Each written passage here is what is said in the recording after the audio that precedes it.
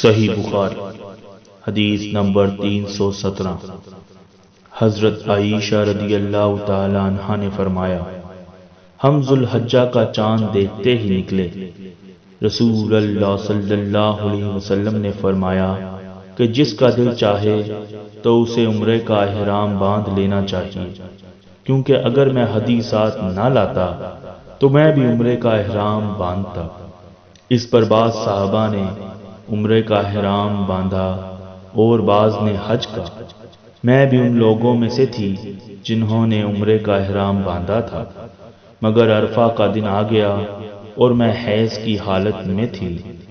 میں نے نبی کریم صلی اللہ علیہ وسلم سے اس کے متعلق شکایت کی تو آپ صلی اللہ علیہ وسلم نے فرمایا کہ عمرہ چھوڑ اور اپنا سر کھول اور کنگھا کر اور حج کا احرام باندھ لے۔